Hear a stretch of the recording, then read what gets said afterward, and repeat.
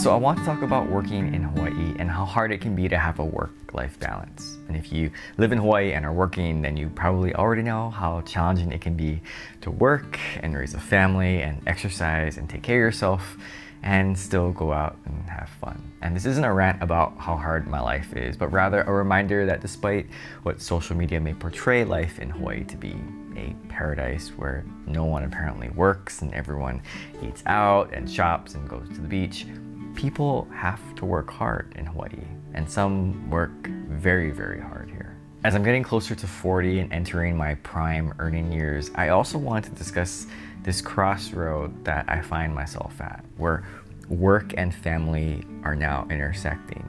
And I'm not quite sure how to negotiate that, especially with Hawaii's high cost of living, but more on that later. Hello from Hawaii.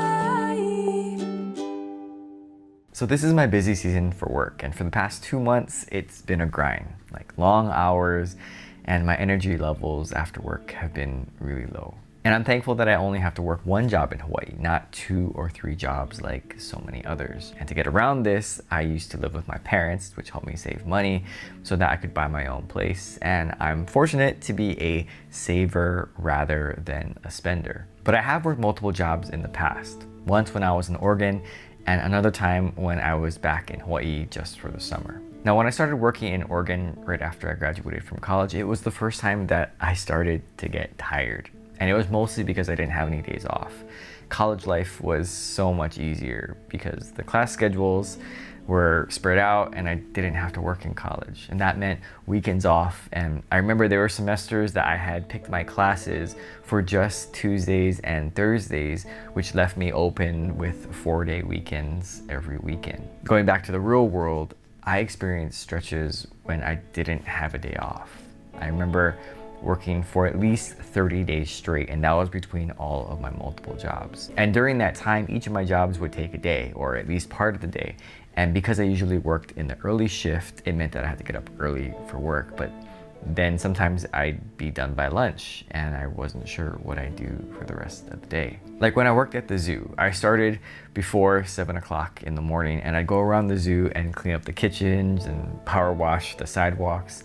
And then when the zoo opened, my boss would decide whether he needed me for the rest of the day or if I could go home. So every day I would bring lunch just in case he needed me for the afternoons. And sometimes I would get to stay and I worked and I ate lunch. But then other times I just drove home and ate lunch at home. And of course, when I worked retail, I had to work on holidays and during Black Friday and Christmas weekends.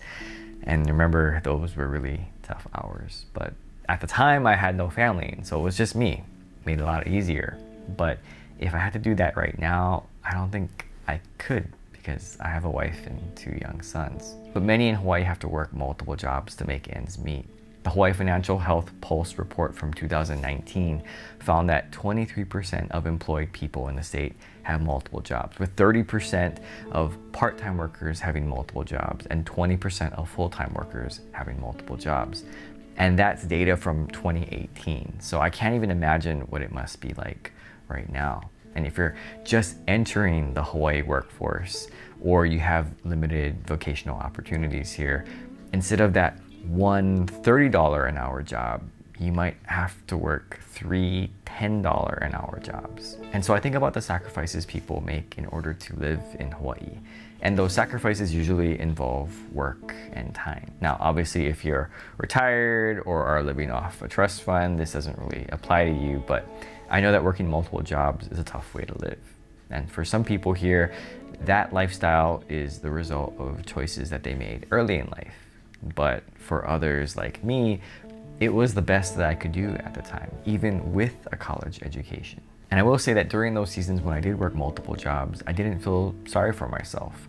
Instead, I told myself that I don't want to live like that and that I'd find a way to make sure that I could work one job that would be enough. And so far, I'm thankful for the hard work that I put in to make sure that I could live that lifestyle now. And so while I do have a busy work season in Hawaii that takes me away from my family for part of the year, I know that I'm freer in other parts of the year so I can spend time with them. And that has been especially valuable during the past few years with remote work and the opportunity I had to stay home and help take care of my sons. Lately, I've been having this pull to spend more time with my family.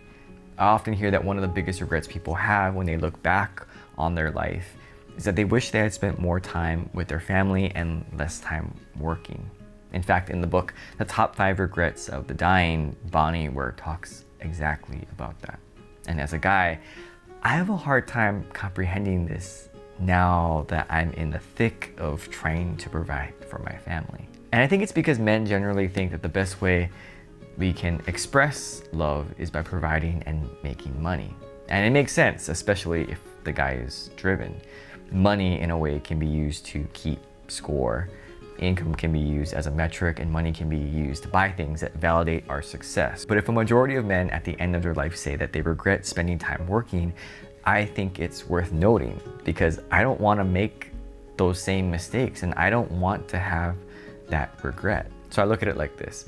When I was playing golf when I was younger, my dad would tell me that the best way to figure out how to approach a hole isn't to stand on the tee box looking at the green, but actually standing on the green and looking back at the tee box. And this way you can see all of the hazards and the curves in the fairway that you can't see from the tee box. And how this applies to my life now, I can't fast forward 30 to 40 years, but I can stand in other people's shoes and use their wisdom to help me to make the choices that I have today. As long as everything is paid for and we budget, we have enough to survive in Hawaii.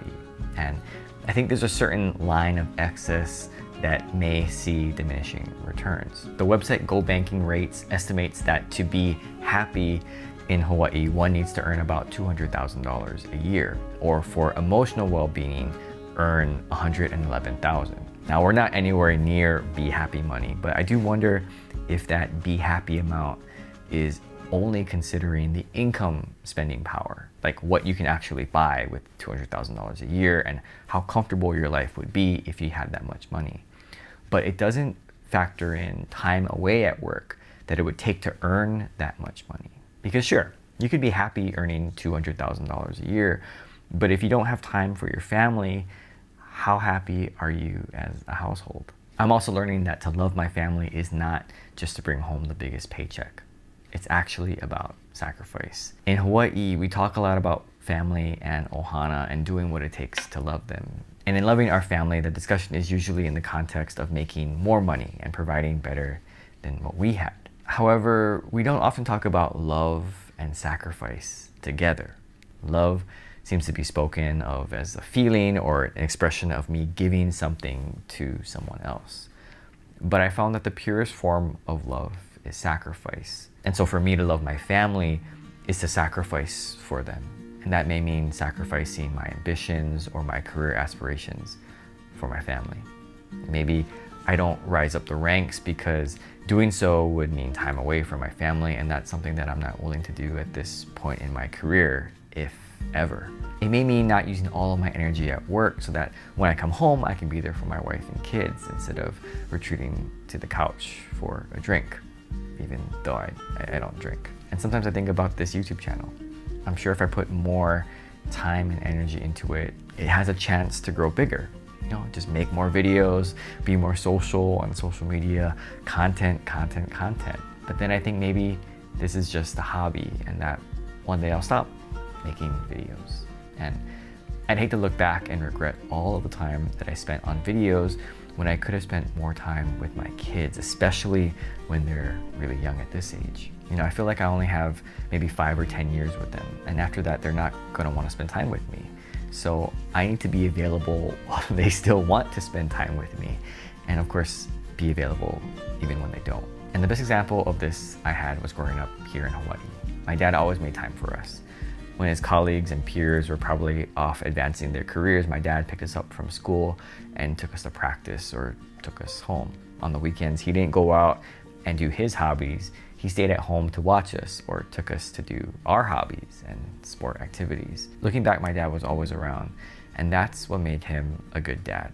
I mean, sure, he worked hard and provided for us so that we had a house and food and all the stuff, but he was always there. And I think that's the kind of husband and dad that I want to be. And that can be challenging in Hawaii. So when I think about work-life balance in Hawaii, I know that I have to work to support my family financially, but I'm also more mindful of supporting them emotionally and with my time.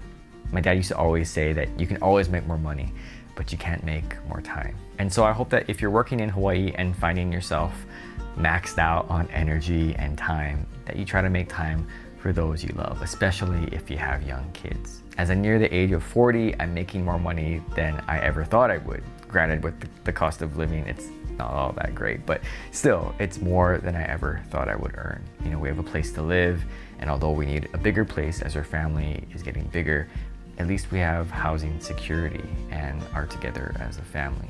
And more importantly, my wife and my kids know that I'm gonna be there for them, that they come before work, even when I'm working long hours. And yeah, in order to make all of this work with one income, since my wife stays at home to watch the kids, we have to make sacrifices. We don't drive the newest Tesla or lease a BMW.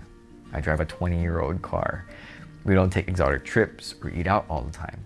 We budget and save and we plan ahead. And our kids probably won't get the privilege of going to private school, but actually I prefer them to go to public school if it was up to me. But making these sacrifices, I found, allows me not to stress as much about work so that I can come home and give my family what they deserve: an attentive husband and a caring dad. And in that sense, maybe I do work multiple jobs, except my first job is to my family, where I earn $0 a year. But I'm investing into my wife and sons emotionally. And what I do when I'm away from home is my second job, but it's at one workplace that I'm not replaceable. So thanks for watching, and aloha.